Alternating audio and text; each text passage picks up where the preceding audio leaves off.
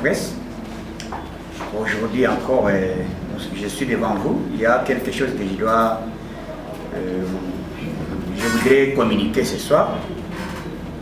Il y a au moins 3 points. Il y a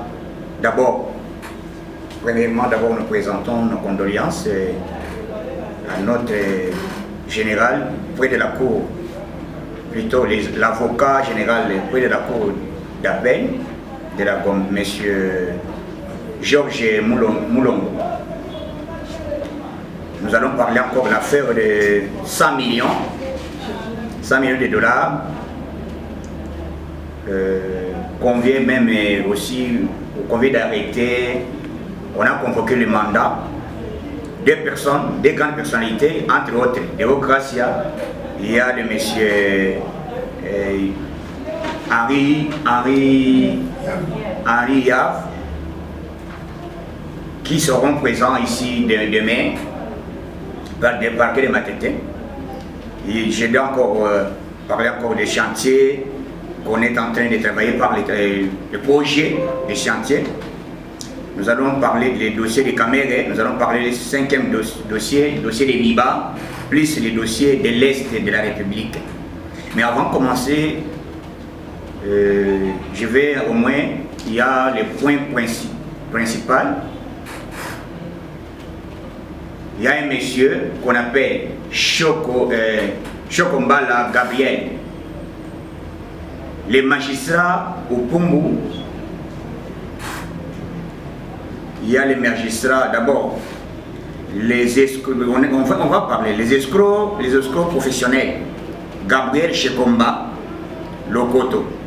Les magistrats qui sont en connivence, il y a les AG au Pumbu, de Matete, il y a AG Ikele, Bongolo, PG Matete. Il y a les Okito Kenge Kinkole. Il y a leurs propriétaires, cela veut dire de la Cour de cassation. C'est par là, il y a les points que nous allons aborder.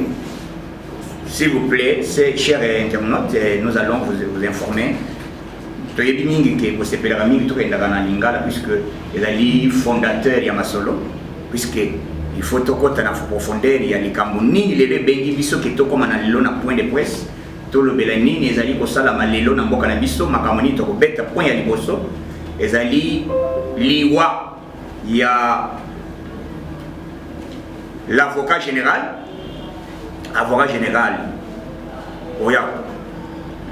près de la cour d'appel de la Gombe, à cet accident hier, l'accident vous a donné, et l'autre fait toujours battu à moi.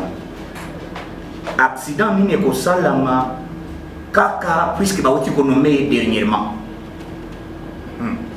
C'est ce que vous se demandez, peut-être.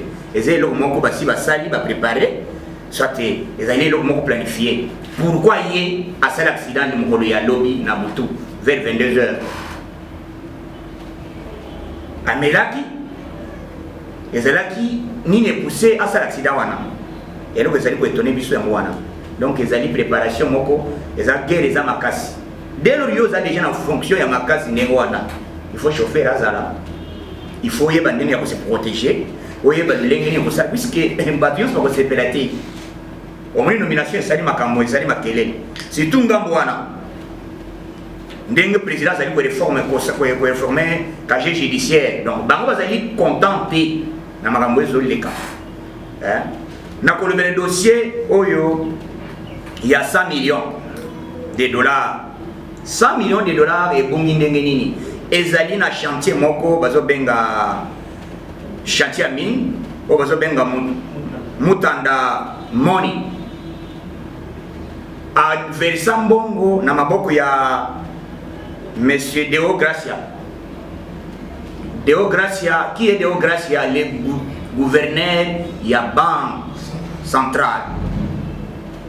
Tangu ya Zimbongo, puisque bah convoqué qui va tourner qui est monsieur 100 millions de dollars oh il va foutre qui na chantier wapi récit puisque tu peux aller au société d'aller au sein récit pour bas se couvrir na ba taxe ou ezala qui va vendre ko tona bango à chaque fois RSI zo mona naté RSI qui dit RSI ezali facture ou ezola ça que déjà que to foti mbongo. Après Deo Gracia à l'habité, ce n'est pas moi, c'est monsieur Yav, Henri Yav, ancien ministre de la Finance. Ancien ministre de la Finance, c'est pourquoi Tolinga qui est l'état des droits. Dans un état des droits, il faut respecter les choses d'autrui, il faut respecter les choses de l'État. Au coup qui vous vend au lad ou la mouki boité qui fait n'importe comment, puisque les bosseurs les justice à les bosseurs qui a poche à Kabila na FCC. Mais Yambala Oyo, Congo est commis et les pour n'avoir combattant n'a pas congolais pour balayer changement. Et commis Bololo n'a qu'un FCC. Un IAV, toujours PPRD. Deo Gracia, toujours PPRD. Membre de la Ligue des Jeunes à PPRD.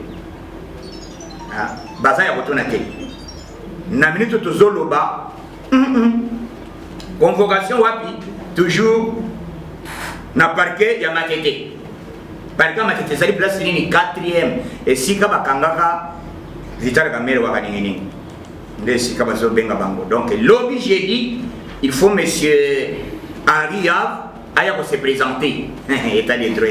Et donc on le bat un jour dès qu'il est au pouvoir, nous allons instaurer un état des droits. État des droits, cela veut dire mon union à un assez amibeko. Bien vous donner un exemple où vous avez un directeur de cabinet chef de l'État en fonction aux arrêts et puis condamné des travaux 20 ans de travaux forcés.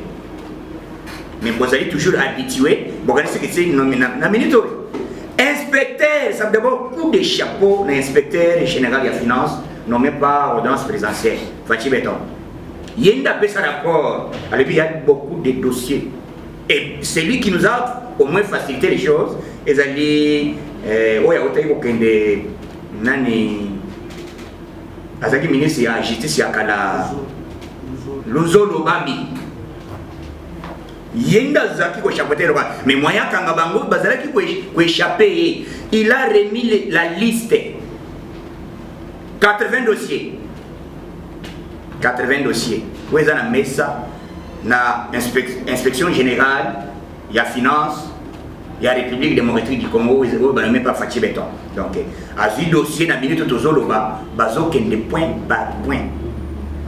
Inspecteur général, il y a République, à ce dossier, à Tiki, Namaboko, il y a avocat de la République, au bazo benga Coco. Coco Kaloudi. Coco Kaloudi.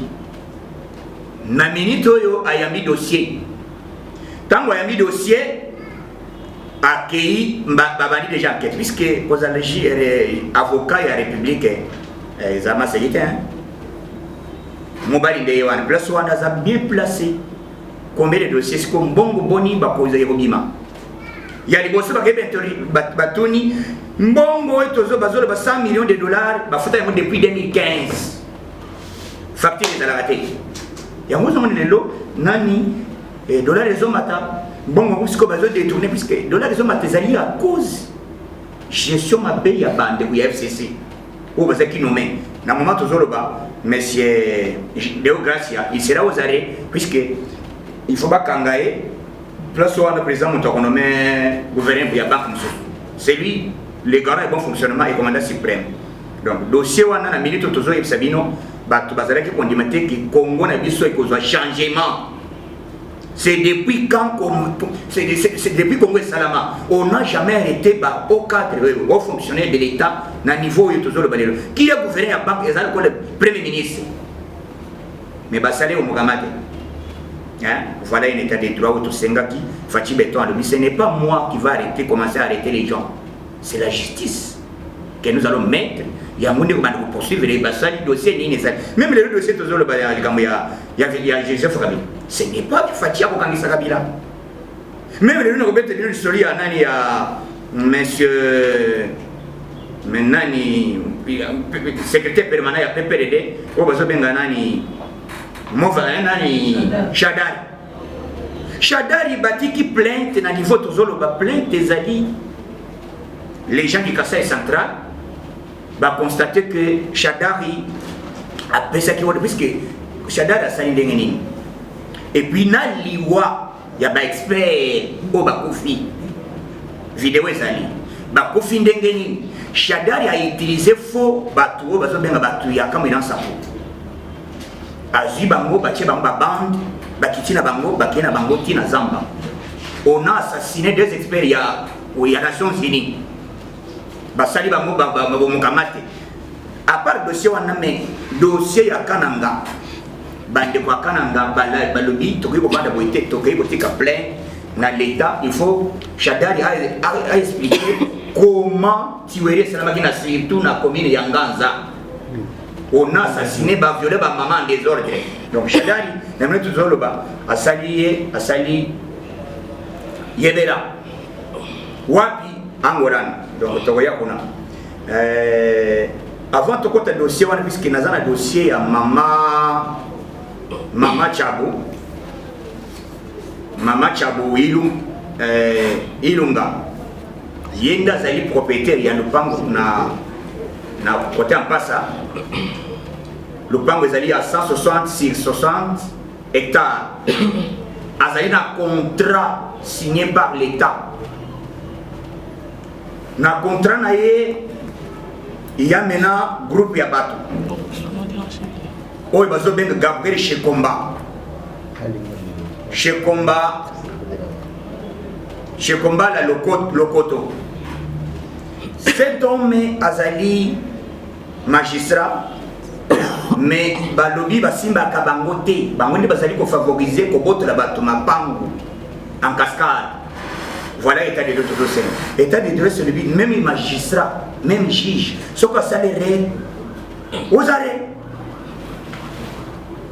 Bafuite bokoye bafuite musu c'est bimiawa dossier ya Vital Kamerhe ndenge réseau communication et bimisi ba vérité ndenge Kamerhe azaki na correspondance ya communication na ba juge na ye mopona mbongo. Donc dossier wana ezali non je pense que mokola les 21 ndenge balingi balobaki les 21 bazo bandela yango baza déjà na ba élément ya sika ezali na dossier ya Kamerhe ke et où tu comprends cette vérité communication ya mbongo ya transaction et c'est là qui entre Vital Kamerhe na batonaye ezali déjà copie bapesi yango na avocat de la République.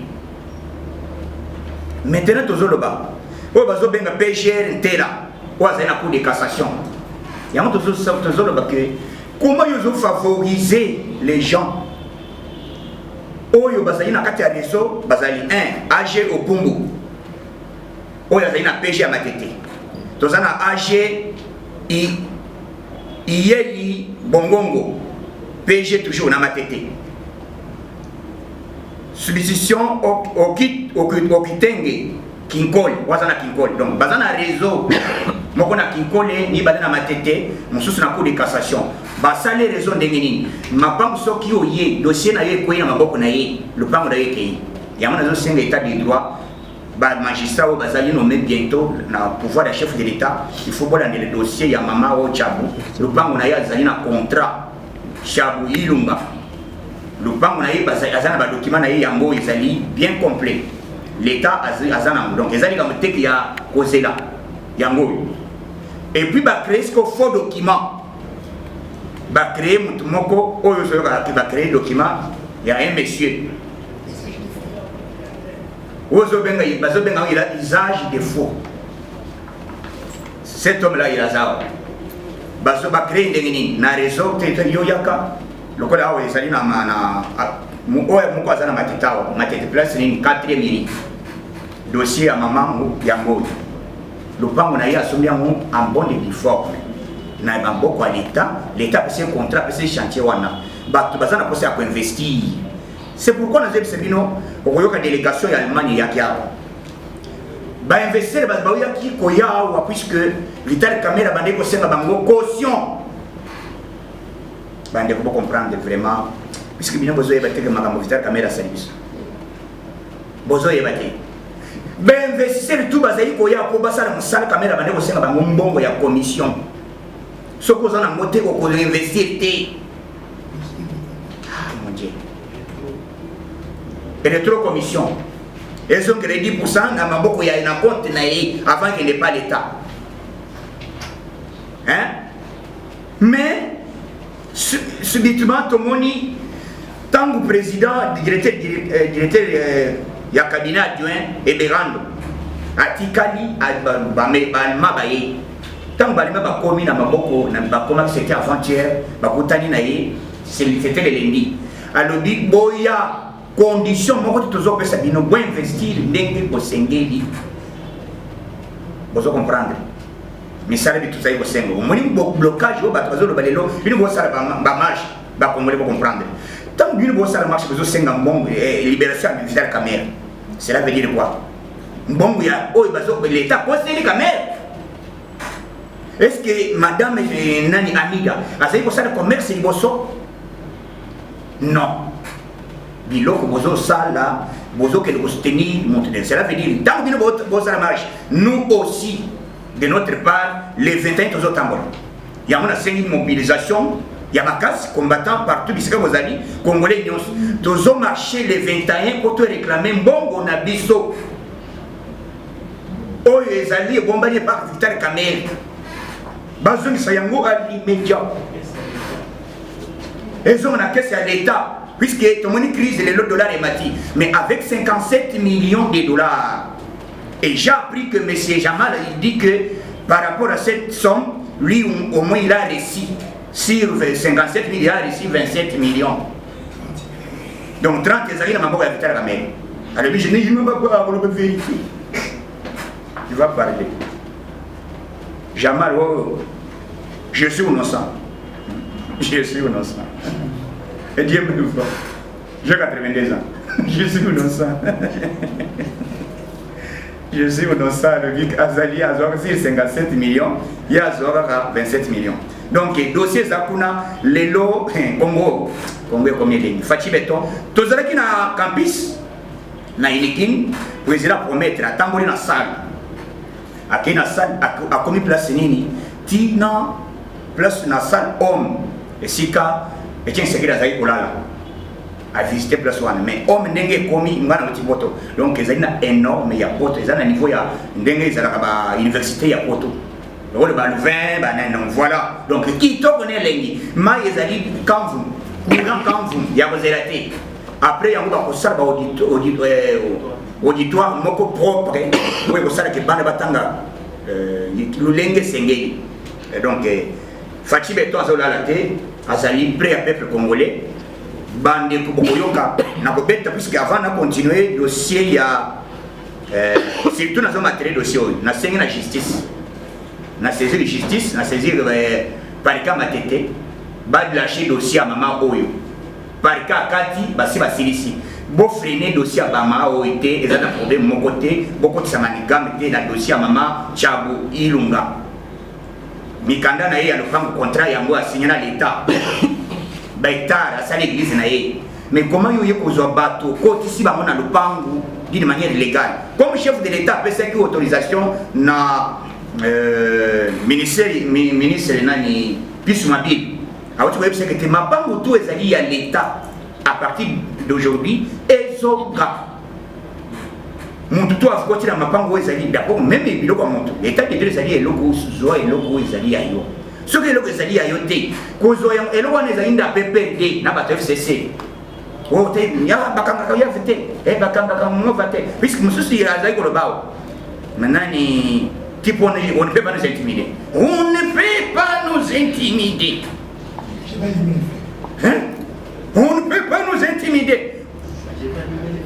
Je vais allumer les faits. C'est quoi allumer? Vous voyez le son? Sonorisation. Fachi Beton. Dossier Zaliwana na sengi l'État, puisque les magistrats, même le magistrat va nommer na monsieur procureur général, tel là où il y a un cour de cassation. Il y a un fondateur Yamasolo. Il y a un compte en bon union sur Zozongela. Donc, ce dossier on est comme dans ma boque et s'il y a l'allée en haut, baké batik ma pango battu na cascade. Donc, bateau, basali ba raison mobimba monsieur Gabriel chez Combat. Chez Combat le Lopoto. Monsieur Oyo Bazali, Obazobenga Opumbu. Obazobenga Ikele Bongongo.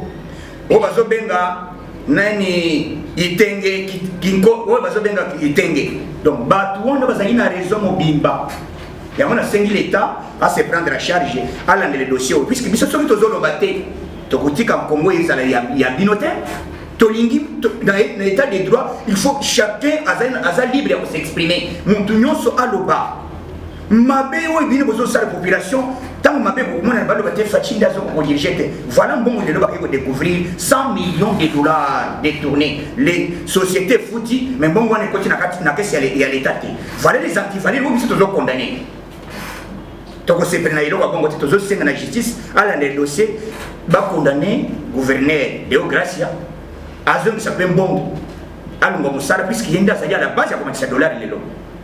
Donc c'est ezali ba kazik ya PPRD na FCC balingi changement na mboko na bisote to ko beta skoli ngwa chantier o ezali déjà na kati ya ku o ezo salama okokendela kikwit awo tozo banda na place bazo benga Fikin na motel Fikin kikwite bandi wana ti bandal mzere wani fo ici là bazo sala yango déjà misali bandi ezate ko ba kosala basi ba bandi tolongo wana tokei matete de o bazo benga ya avenue de la paix matete kinkol tout à l'heure Jean-Marc Kabunda oti ko kita sur terrain donc zela wana ezo kende tiki ko kinkol balobi boy tika sangulu bozo comprendre nzambo Congo ezo bonga bon mais tokolo balokola puisque moi ngana lo bakali boso pour tout ça l'élection il y a bien na mboka na biso il faut tous attendre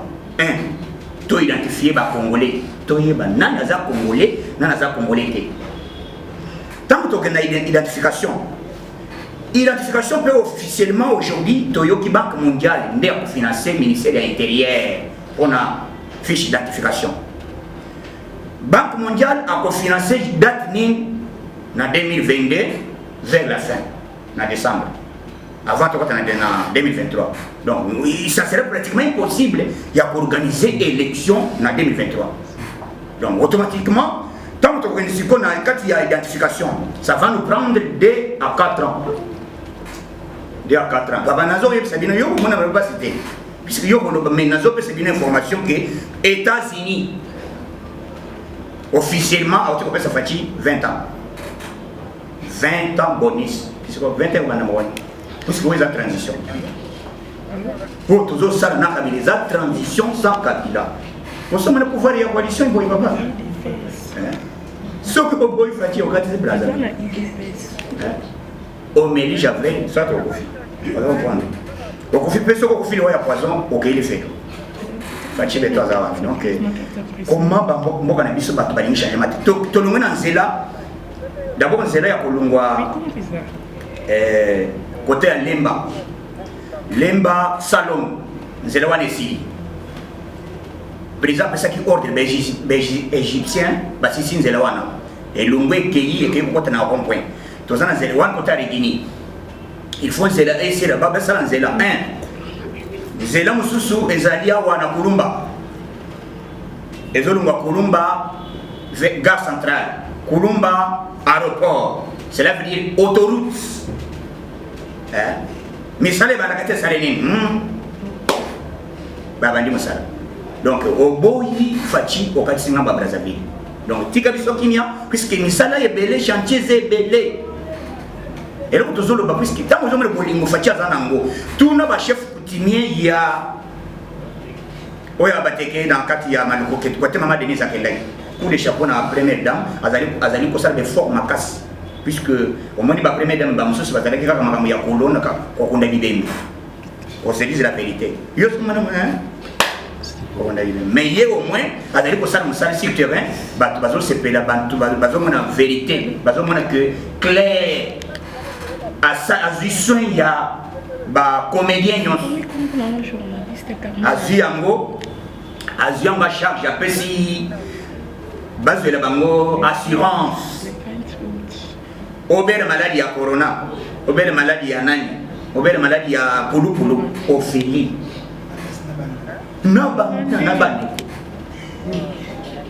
au fêlé première dame pour des chapeaux puisque mère en tout cas tous en simana yo tous tenir yo au moins kota yango ezali déjà vitre mais vitre il y a que au beti moto ke pasuki na yebiti lulenga basaleli yango maman nango ozomi mona donc biloko wana nde tous en posa fachi asala yango puisque azali na volonté wana bolinga kosala makambo wana na mboka na biso nakoya koloba dossier ya bamama ya miba bazolela mingi balobi 125 mois bambela na bango bazali impayé na miba minde bakwanga miba sera esika basalaka badiama bamama wana bazolela balobi salaire eza te mais aussi longtemps ngoi kasange po tozobengaka radio ya moke ngoi kasange sera veut dire radio kasange kamwa radio ya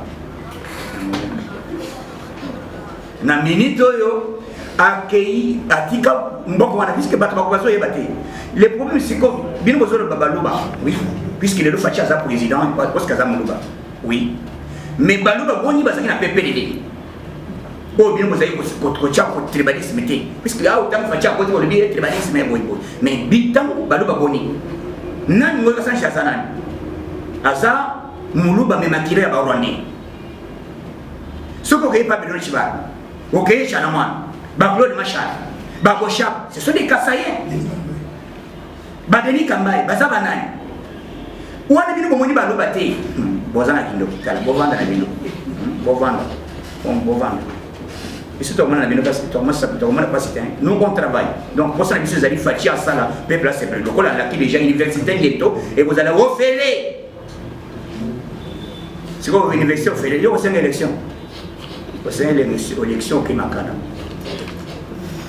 Au salut outrage au chef de l'État. Salut au Muhammad. Donc, président Bisso Fachileton, tous les Simanayo, tous les soutenir, puisque tous les Senga Congo nouveau. Un Congo fort avec Fachileton. Congo, tous les Senga, les lots comme au Kangaba, aux fonctionnaires de l'État. Et c'est la mati. Et ça, la mati n'a pas Bisso, Bakanga, convoqué gouverneur en fonction. Il y a Banque centrale. Il y a une attribution de ministre, premier ministre. Il y a comme explication. Après lui, ancien ministre, il y a finance. Après lui, on a arrêté monsieur Ouazali. Il y a DGDA, c'est Forêt Cassini. Basali Azali déjà dans ma cale. Qu'est-ce qu'il a fait Bazami Bali depuis qu'il nommé inspecteur et finance, président Eva. Puisque type one a l'expérience, Azala qui avocat baron en Belgique. Ayebi Kokanga. Ayebi Kolokota, désolé. Coup de président, ce n'est pas moi qui va vous arrêter. Donc c'est la justice. Maintenant la justice, c'est un expert en Belgique. Donc Azawana. Azali Baro, Azaki avocat na Baro ya Belgique. C'est quoi qui titi terrain? Atali na jimena, oh, démocratie. Aki kotala, oh, nano, Bocha. Baki kotala, oh, ria. Batali mususu nani, oh, nani. Shai, Bocha. Shadari. Basili Shadari, bazolandela matata ponyo. Ponyo ma? C'est là vous allez. Non, liste c'est amoulaï. Et puis, nous autres bambes à l'époque, nous avons qui mouton y a se dégager. Le col de Fatia nous met spectateur à ce cas. Nous avons un dossier. Mon frère, aidez-nous. Aidez-nous. Merci beaucoup. Nous avons pas de puisque ceux qui Fachi aïe à la puisque votre nana. Na kotika bato na question mais makambo esalami na mboka na biso c'est la toute première fois au moins événement ya bo ata ondimi na ufachite puisque na moni mususu bakomi kofinga ba fayulu na ba Facebook na ba nani na ba réseaux sociaux partout bakomi kofinga mais libosto yebisa kibino ke bozo maîtriser matière politique te kwanga tikela batiki politique tikela ide pes biso omoni lelo tokomi wa na réclamation vérité des signes. Au moment de gérer réseau, nous faisons lobbying dans la bêta. Fachi lobby pour les Américains. Bon, Kitabo Mata, il va faire 20 ans pour pouvoir. C'est pas 20 ans qu'on va nous. Donc, le mandat, il y a 5 ans. Maintenant, Kabila Sali, 18 ans dernier. Tant que dans la Constitution, l'article 70, on a déjà que le président reste en fonction jusqu'à l'installation des nouveaux chefs de l'État élus. C'est la Constitution. On ne peut pas violer la Constitution. Nous sommes là. Article 1, pourquoi Bino Bomonaki Yango Madame Pona Kabila.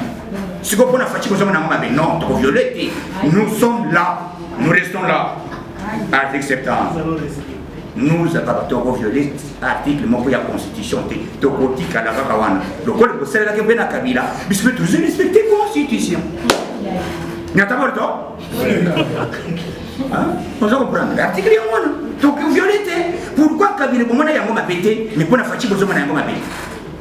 Ce qui au bout de la mais non, madame, elle a interprété. Avec ce nom, je vous dis, madame, le président reste en fort. Merci beaucoup. Misali Zosalama, présent partout. Avant la posa Bolingo, il y a pour changer un peu de biso. Et l'autre, c'est le Congo, les années. Mon Congo, mon Luba, mon Sohili, mon Gala, Betrabe. Complicé, il y a deux il y a Bande, il y a Mapassa.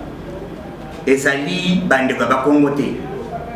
Tant que Fachi a sali, a favorisé, à valoriser, quand ça faut apprécier à comme héros national, Nyamuna Mwekoti, Nakati FCC, va préparer pour créer méfiance entre Bisso, Naba Ndekoya Bakongo. Donc, Bakongo Toyebi, les alliés fiefs, Makas, Yaï Depes. Pour nous, ça a masse équité. Ce qu'on a dit contre Fachi, on y a un moment. Donc, et le quoi on a déjà passé déjà 17 personnes, donc c'est la toile qui a évolué, mais il y a une complicité, il y a Kingakati. Donc, on a une question peut-être pour te répondre à la question. Zamba pas pour la vie, merci. Ce n'est pas que nous sommes tout marché. Tout le monde soutient, on va prendre un soutien, il y a pour soutenir les Vital Kamel. On va soutenir Vital Kamel. Tant que nous sommes condamnés, d'abord il faut raisonner. Vital Kamel a été présumé dans le pays innocent. Si on condamné, il y a des preuves. Un homme condamné, il besoin de 5 qui n'est pas libéré. Cela veut dire quoi? Donc, bon, il y a l'État et qu'il y a l'argent contribuable du peuple congolais. Tant que nous avons favoriser, donc il y a un autre collingaté qui est le bon salama. Nous, les idées étaient qui officielles, les idées en gaïa yokason, les idées à peuple, les idées que nous sommes tout marché, Jouan, Tobima, Tosenga, Bongo, ils ont un caisse à l'État, 27 millions pour que le dollar est équitable. Mais ça 27 millions, on a le dollar qui n'est pas déjà. Donc ceux qui te battent, 57 millions côté dans la caisse à l'État, bah sont francs et belés pour que le dollar est équitable. Donc toujours temps que toujours coalition et l'obité que toujours la coalition à Bamié. Coalition c'est un intérêt à les peuples d'abord. Coalition c'est que tout soutenir mafia moko muyimo. Ce que d'ailleurs qui tu sais to violer l'article moko de la constitution T. To lobby boyé selon la constitution l'article 70. Et d'ailleurs je vais vous informer. Comment on pouvait organiser les élections dans notre pays, Bidier Zamouké, aux États-Unis d'Amérique? Trump vient de donner une proposition. Il dit, selon la crise économique aux États-Unis, les élections sont reportées à une date intérieure. C'est quoi? Ah, on a Congo, on va publier. Et puis, d'abord, tout ça, l'élection, avant une élection présidentielle, même législative, il faut d'abord municipal. Mais municipal, vous avez ça combien? 400 millions. 400 millions, vous savez publier ça. Donc il faut tout bander la makambo, tout côté na molongo, tout nommé bourgmestre à Sika, tout nommé chef de quartier à Sika, tout ça la makambo vote bien, tout ça la makambo tout bander la makambo à Sika. Un Congo nous faut tout démarrer, pour tout se faire bien. Donc il y a élection, ils ont 5 budget. Ben de web c'est des sauts. Budget zaté et puis on a informé bien que Tambo Mamba a sali les gens au Moko Yamakas. Il devrait démissionner Kotika démissionne à la première vice-président. Mais Tamamba, qu'est-ce qu'il a fait dans le départ? Il a eu dossier dans Maboko, a créé une démission, a tiqué la deuxième vice-président il y a 5 ans. Et ça a violé la constitution. Donc cela veut dire, à tiqué attribution, nous avons le deuxième vice-président. Il y a toujours 5 minutes pour interpréter l'article de la constitution. bolandela sikoyo ndenge ntango mabaki kosala remise et reprise na deuxième vice-président. Cela veut dire quoi? Asali nini? A violé la constitution. Il faut aller aux arrêts. Et d'ailleurs, le dossier est dans mon pièce contre pièce. Dans mon les réseaux sociaux, ce n'est pas mal. Et là, il y aura son temps. Au moins, moi, je vais bébé, moi, je vais boyer. À la Malibansi, à l'Andi, le Kolanani. Moi, c'est Naga et pièce contre pièce. Donc, Fatih Béton, tous les Simanaï, président de la République, gardant le bon fonctionnement, commandant suprême, peuple congolais, tous soutenir le président Nabiso, puisque eux, ils ont une bénédiction pour le Congo, eux, tous ils ont des années. Les lots Fatih Azali, on a au pas œuvre, ceux qui ont Fatih Azali, un système Yakala, mais les bisous, ils sont les lots, nous avons la manouki. Mandoki pour un vantar, mais nous ne sommes pas, tous nous l'engo anati. Tous ali ko senga montunyo sonanzela na e. À l'époque, Zaki tourna même Trapitamba. Il était à Zaki Nani. Mais au moins, il n'a pas pu de Bazaki Nani. Bissot, il est l'autre Zali Montunyo. Tout la chaleur, il a fait sa information place.